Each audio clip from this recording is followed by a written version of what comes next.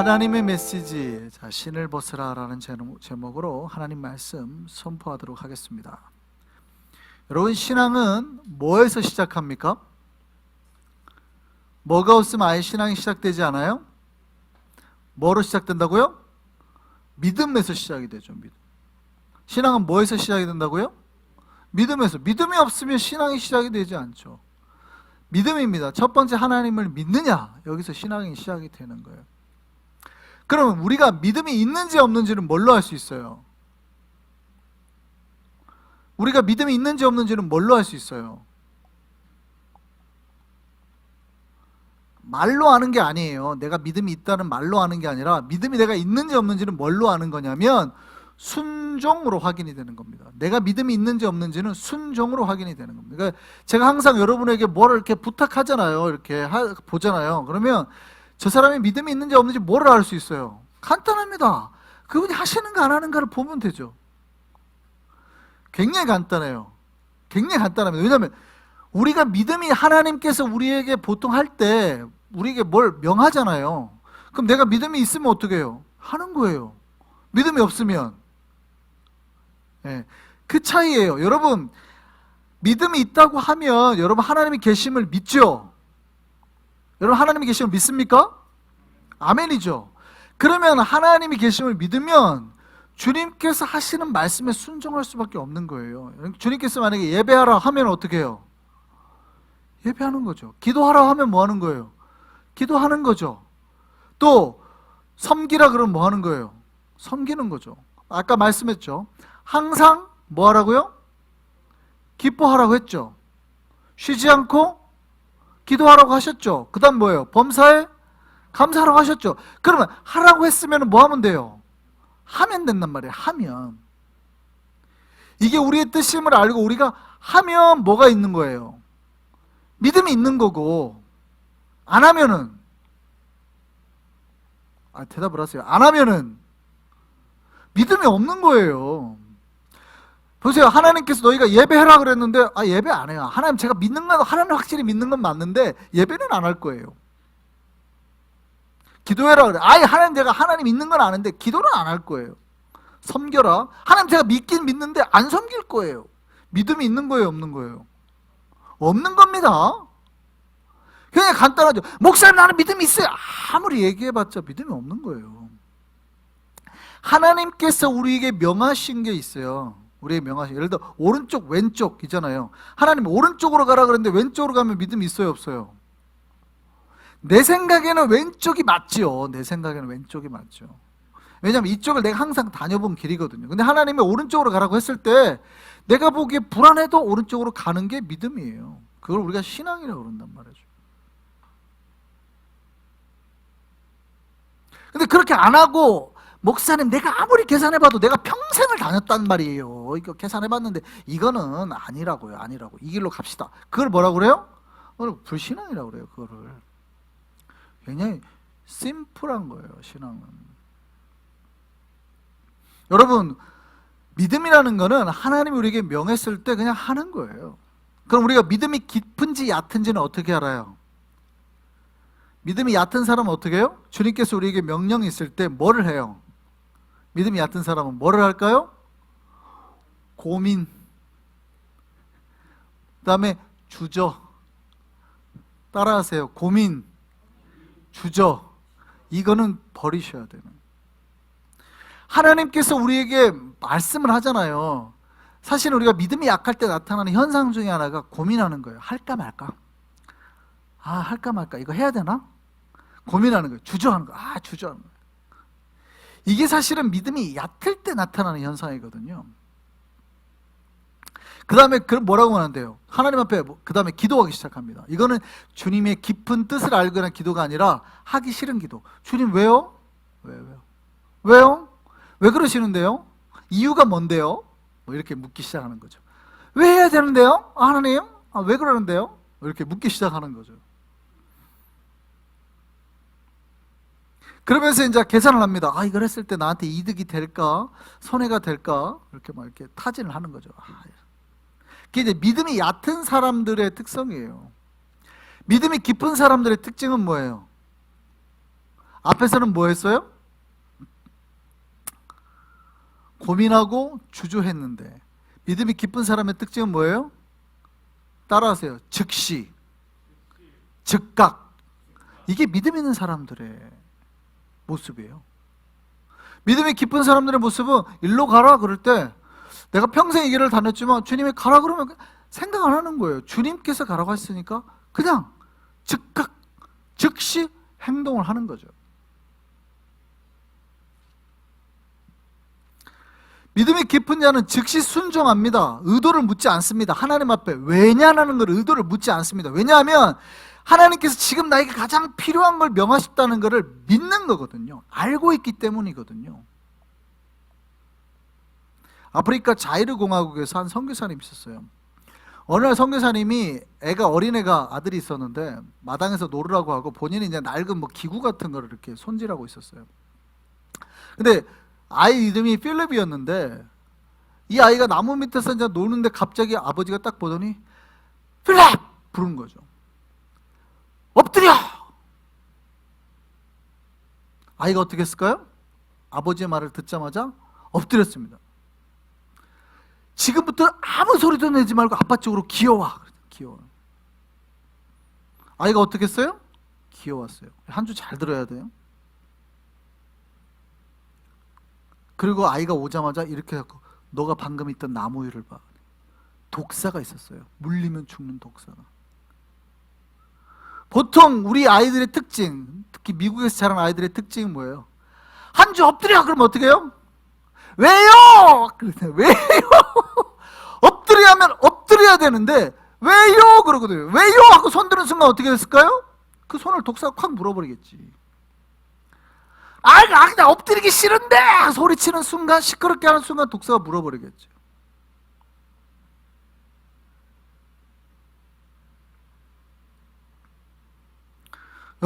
여러분 그걸 아셔야 돼요.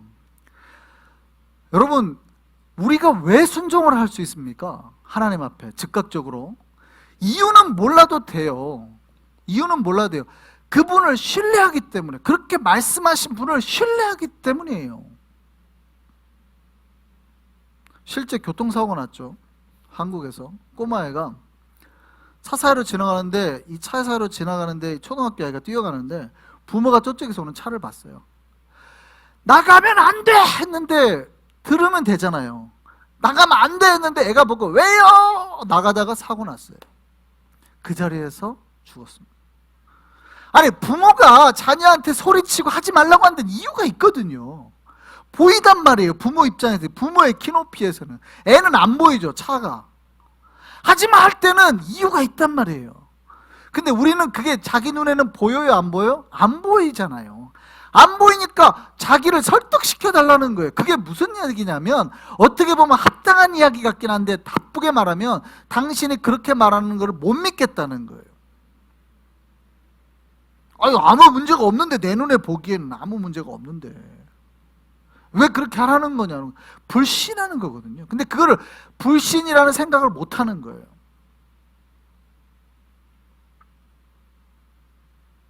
여러분, 우리가 즉각적인 순종을 한다는 것은 정말 말씀하시는 분을, 상대를 철저히 믿어야 되는 겁니다. 저 사람이 왜 이래? 왜 나보고 갑자기 엎드리라는 거야? 라는 하는 순간 그게 불신이거든요. 그 순간 절대 그 즉각적인 순종은 나오지 않습니다. 어쨌든 먼저 묻죠. 왜요? 왜 엎드리라고? 아빠, 나 놀고 싶은데. 이렇게 되는 거죠. 그런데 저 사람이 저렇게 말하는 건 다 이유가 있어. 아버지가 나를 사랑하시니까 뭔가 이유가 있을 거다라고 즉각적으로 철저하게 할 때는 그걸 뭐예요? 믿음이라고 그래요. 믿음. 아버지를 향한 믿음이 있을 때는 할 수 있는 거예요. 여러분,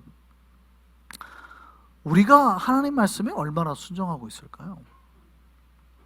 우리가 하나님의 말씀에 즉각적으로 순종하려면 하나님께서 왜 그래? 왜 이래라는 어떤 그 불신이거든요. 약간의 불신이 깔려 있으면 절대 즉각적인 순종은 일어날 수 없습니다.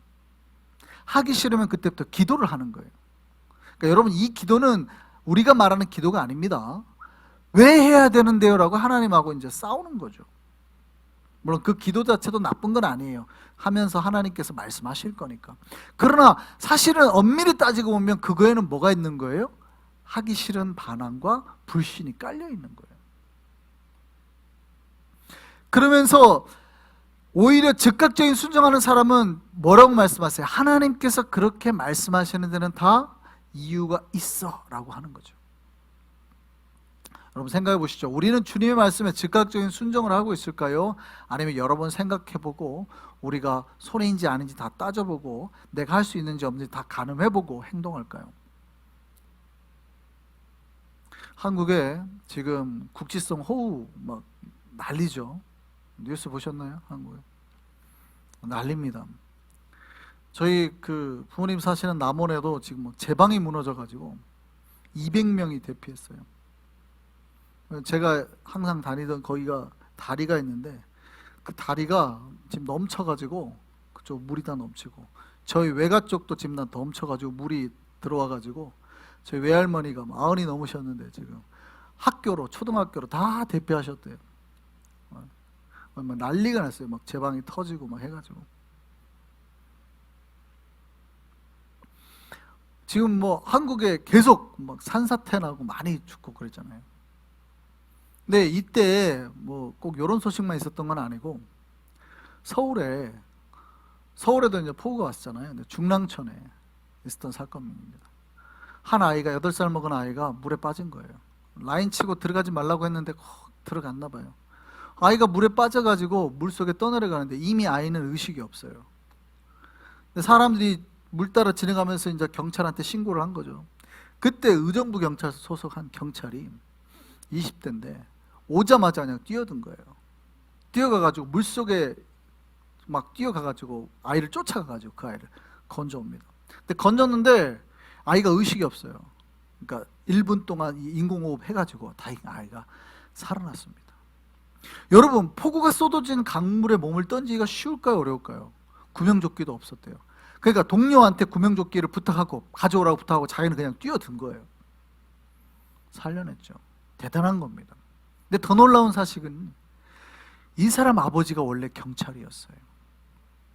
이 경찰 아버지가 경찰이었는데 경찰 근무 중에 순직한 거예요. 죽은 거예요. 그러니까 이 사람 그게 아버지가 돌아가신 걸 경험한 게 몇 살이냐면 10대 때예요. 10대 티네이저 때 자기 아버지가 경찰인데 경찰 생활 열심히 하다가 돌아가신 걸 경험했단 말이에요. 그러면 이 아이 속에는 뭐가 있어요? 보통 트라우마가 있을 거라고요. 경찰 생활에도 편하게 해야지 우리 아버지처럼 열심히 하다가는 나도 다칠 수 있다라는 트라우마가 있을 거라고요. 그런데 이 경찰은 전혀 그런 걸 보이지 않고 아이가 물에 빠진 걸 보고 그냥 뛰어드는 거예요. 그 폭우에 막 물살에 내려가는데도. 무슨 얘기일까요? 이 경찰 속에는 부모를 잃은 자기 아버지를 잃은 트라우마보다 뭐가 더 큰 거예요? 내가 경찰이라는 소명감, 사명감이 더 큰 거예요. 그러니까 주저하지 않고 뛰어들 수 있었던 겁니다. 즉각적인 순종, 행동을 할 수 있었던 거죠. 여러분 믿음이라는 건 뭐냐면 하나님이 나를 부르신 소명에 대한 즉각적인 반응, 나를 부르신 것에 대한 즉각적인 반응이에요. 근데 어느샌가 우리가 믿음이 이렇게 줄어들면 즉각적인 반응이 아니고 자꾸 뭐 하게 돼요? 멈칫멈칫하게 주저하게 된다. 뭘 하라 그러는데 자꾸 우리가 계산하게 되는 거예요. 이게 나한테 이득이 되나 손해가 되나. 하나님은 그렇게 말하고 명령하신 적이 한 번도 없고요. 그냥 하라거든요. 그냥 하라. 근데 어느샌가 이 소명자가 사명자가 자꾸 주저하게 돼요. 사역을 하는데 자꾸 하나님 일을 하는데 자꾸. 우리에게 믿음이 다시 불타오르기를 소망합니다. 예. 하나님이 우리에게 원하시는 거는요 믿음이거든요. 근데 믿음 가운데 우리에게 원하는 진짜 원하는 거는 순종이에요. 순종. 그래서 하나님께서 신자들에게 바라는 게 첫째도 순종이고 둘째도 순종입니다. 이렇게 말씀할 수 있어요. 목사님 우리도 순종 잘하잖아요. 언제까지 더 순종해야 되는데요? 라고 질문할 수 있습니다. 근데 주님은 우리에게 사실은 순종을 요구할 때 지금보다 더 순종을 요구하십니다. 항상 어제보다, 어제 내가 했던 순종보다 오늘이 더 순종하기로. 그러니까 보세요, 내가 어제보다 조금 덜 순종했다고 해서 나를 책망할 수 있나요? 어제보다 내가 똑같은 순종인데 나를 뭐라고 할 수 있나요? 아니요. 주님은 언제나 어제보다 더 큰 순종을 요구하시는 거예요. 그렇다면 내가 어제보다 똑같은 순종의 모습을 보이거나 어제보다 조금 떨어진 순종의 모습을 보이면 주님 보시기에는 어떻게 해요? 많이 떨어진 거예요. 항상 기억하셔야 돼요. 주님은 어제보다 오늘 더 높은 순종을 요구하시는 거예요. 믿으시기를 소망합니다. 그럼 여러분은 2년 전, 10년 전 여러분이 하나님 앞에 순종했던 것보다 지금 더 순종하고 있어요? 아니면 똑같거나 좀 떨어져 있어요? 어떻습니까? 여러분, 우리가 주님 앞에 순종할 때는 철저하고 즉각적인 순종으로 주님 앞에 나아가기를 소망합니다. 여러분, 출애굽한 이스라엘 백성이 뭘로 망했냐면 불순종으로 망했어요. 그러니까 이 불순종의 대가가 얼마나 컸냐면 남자가 60만 명이 나왔다고 그랬잖아요. 60만 명 중에서 여러분 2명밖에 못 들어갔습니다. 굉장히 무서운 수치예요. 여러분, 60만 명 중에서 2명밖에 못 들어갔다는 얘기는 그 정도 카운터를 하려면 우리 교인 중에서는 1명도 못 들어갈 수 있어요. 계산상으로 카운터로 확률적으로 우리가 비율로 따지면 남자 60만 명 중에서 2명밖에 못 들어갔다는 거예요. 그러니까 30만 대 1이에요. 기가 막힌 거예요. 기가 막힌 거. 하나님 보시기에 순종하는 사람이 그렇게 없더라고요. 왜요? 이 사람들이 우상 숭배 수십 년을 찌들어 살았거든요. 우상 숭배 수십 년 찌들어 사니까 하나님께서 부르셨는데 순종이 안 되는 거예요. 그러니까 하나님께서 40년 동안 뭐예요? 새로운 세대를 훈련시키기 시작했죠. 새로운 세대를. 이 새로운 세대가 놀라운 게 40년 동안 훈련해가지고 어렸을 때부터 말씀으로 구름기둥 불기둥 만나를 먹이면서 키웠더니 40년 지난 이 아이들은 어떻게 돼요? 모세가 신명기 말씀을 가르치니까 다 아멘 해버리는 거죠. 그리고 전쟁터에 내몰려 놓고 그 다음에 전쟁 나갈 건데 오늘 밤 너 니네 할래 할 거야? 모두 다 했다는 거예요. 모두 다. 이게 놀라운 거예요. 말씀으로 크고 말씀으로 양육되고 훈련받은 아이들이 평생 우상 숭배를 살았던 사람이 회심시켜놓고 하니까 안 되던데 어렸을 때부터 말씀으로 양육해갖고 40년을 키워놨더니 이 사람들은 니네 모두 딱 내일 전쟁할 거지만 할래 받을 거야? 해도 하는 거예요. 하나님이 잘했다. 그리고 뭐예요? 거기를 길갈이라고 했다고 그랬잖아요. 니네 수치가 이제 다 굴러갔다. 잘했어요. 그러면 순종 잘했으니까 하나님 앞에 칭찬받고 여리고성 줘야 되는 거 아니에요? 이제 전쟁을 앞두고 여호수아가 가나안 땅을 여리고성을 정탐하러 갔습니다. 근데 그때 오늘 본문에 나온 내용이 나는 거죠. 여호와의 군대 대장이 딱 나타나는 거예요. 천사가 나온 거예요. 아군이냐 적군이냐 그랬더니 나는 하나님의 군대 대장이다. 그때 뭐라고 그래요? 여호수아가 그 군대 대장한테 질문합니다. 내 주여 종에게 무슨 말씀을 하시려나이까? 그랬더니 그 천사가 이렇게 말합니다. 네 발에서 신을 벗어라. 네가 선 곳은 거룩하니라. 여러분 이해가 좀 되십니까? 이 대화가 좀 맞아요? 안 맞아요? 여러분 우리 읽을 때는 그냥 넘어갔지만 이 대화를 곰곰이 생각해보세요. 이게 말이 돼요? 라직이 맞아요? 지금 여호수아가 묻는 거예요. 천사래잖아요. 그러니까 지금 이제 전쟁의 팁을 얻는 거예요. 그것도 군대 대장이 나왔다는 얘기니까 전쟁의 팁을 알려주려고 천사 하나님의 군대 대장이 나온 거 아니에요. 그러니까 전쟁의 팁을 이제 얻어야 되는 거예요. 여호수아가 질문하는 거예요. 뉘앙스가 이거예요. 자, 어떻게 하면 전쟁을 이길 수 있을까요? 혹은 내가 무엇을 해야 승리할 수 있을까요? 아니면 나를 통해서 도대체 무엇을 원하시나요? 이 전쟁에서. 이렇게 지금 질문하는 거예요. 여호수아가 질문하는 거예요. 내 종에게 무슨 말씀을 주시겠습니까? 팁을 좀 달라는 거예요. 그러면 뭐라고 해야 돼요? 군대 대장이 뭐라고 말해야 돼요? 그러면 먼저 돌격대를 보낸 다음에 몇만 명을 후발대로 보내라. 이렇게 말을 하다거나, 아니면 걱정하지 마라, 하나님께서 이미 승리를 만들어 놓으셨으니 이 전쟁은 아무런 걱정도 하지 말아라, 이렇게 말해야지 지금 대화가 맞거든요. 그죠? 이게 대화가 어느 정도 지금 대화가 되는 거예요. 그러니까 이 전쟁에 무슨 말씀을 하시렵니까? 딱 그런데 갑자기 뭐라고 그래요? 신발부터 벗어. 천사가 하는 말이 굉장히 특이한 말이에요. 하나님, 나에게 무엇을 원하십니까? 이제 내가 준비가 다 됐고 하나님 앞에 지금까지 순종하며 나와왔습니다. 하나님, 나에게 이제 무슨 일을 하시렵니까? 그런데 하나님 뭐라 그래요? 됐고 우선 신발부터 벗어. 여러분이 집사가, 권사고, 장로가 되어서 하나님 사역을 하겠습니다, 선교를 하겠습니다, 그러면 저기를 가라, 니카라가를 가라, 뭐 이래야 되는데 하나님 뭐라고 그러시는 거예요? 됐고 신발부터 벗어. 여러분, 신발부터 벗으라는 얘기가 무슨 얘기입니까? 영어 한번 볼까요? 영어 성경? 영어 성경 보시죠. 영어 성경 보면 이렇게 씁니다. What message does my Lord have for his servant? 무슨 메시지를 주시렵니까? 당신의 종에게 무슨 메시지를 주시렵니까? 메시지가 뭡니까? 이 전쟁 메시지가 뭡니까? 그러니까 뭐라고 그래요? Take off your sandals. 그 다음 보시죠. Take off your sandals. 됐고 신발이나 벗어.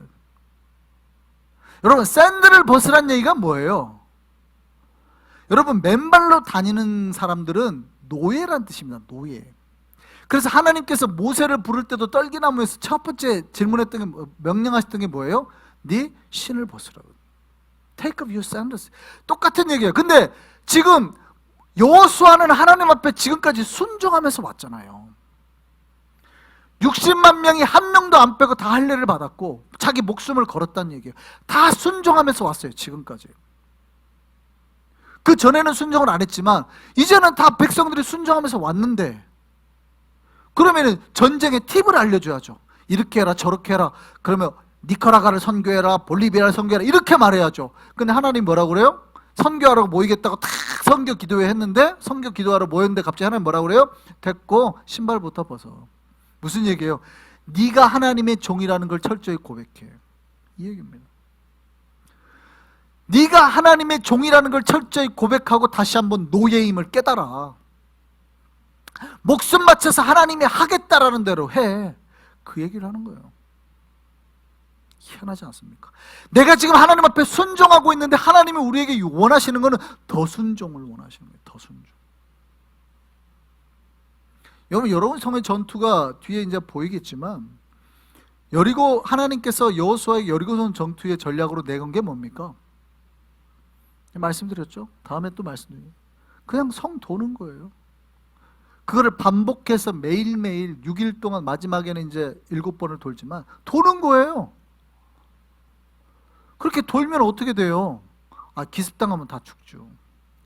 뻔한 시간에 나팔 불면서 우리 돕니다 하고 제사장 앞에 나팔 불고 들고 돌잖아요. 그럼 다 죽지, 백성 전체. 그런데도 소리 내지 말라 그래. 아무도 소리 내지 말라, 딴 소리 내지 말라, 불평불만 하지 말라는 뜻이에요. 여러분, 출애굽한 그 세대와 출애굽 이후의 새로운 세대는 믿음이 다른 거예요. 믿음이 아예 그냥 40년 동안 훈련받아서 세워진 이 새로운 세대는 아예 믿음이 다른 거예요. 하나님 앞에. 여러분, 언제 역사를 봐요? 하나님의 영광과 은혜를 봐요? 순종할 때. 여러분, 주님의 영광을 보고 싶으세요? 하나님의 은혜와 복을 누리고 싶으세요? 순종하시기를 소망합니다. 순종할 때 역사가 일어남을 믿으시길 바랍니다. 예. 여리고성은 순종에 쌓인 그 순종의 힘으로 얻은 결과물이에요. 여러분, 우리가 주님 앞에서 신발을 벗어야 됩니다. 우리는 이 정도면 됐다고 생각할 때 주님이 우리에게 또 말씀할 수 있어요. 아직 부족해, 네 신을 벗어라. 그러니까 내가 철저히 주님 앞에 노예임을, 종임을 보이라는 거예요. 내가 명령할 때 그렇게 하겠느냐는 거예요. 여러분, 종이 뭘 못해요? 판단을 하면 안 돼요. 종은 순종만 하는 거예요. 종은 판단하지 않아요. 절대 판단하지 않습니다. 종은 아침에 뭐 해라 그러면 하는 거예요. 그걸 판단하지 않아요. 그러니까 하나님의 명령이 나왔을 때 사실은 내 판단으로는 안 될 것 같죠. 성을 그렇게 공격하는 사람이 어디 있습니까? 그러나 하나님이 그 명령을 내렸을 때는 네가 그렇게 하는 걸 보겠다는 거예요. 여리고성 말고는 아이성은 그렇게 안 하잖아요. 여리고성 말고는 아이고성은 다 아이성부터는 다 전략 전술을 씁니다. 매복 작전을 쓰고 여호수아가. 근데 여리고성만큼은 철저하게 하나님께서 하나님 말씀대로 하는지를 보신단 말이죠. 그때 그 성벽이 그냥 하나님의 순종 가운데 무너지는 걸 보게 되는 거예요.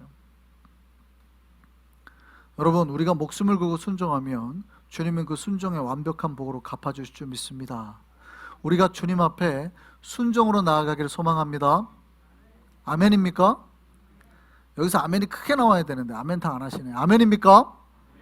네.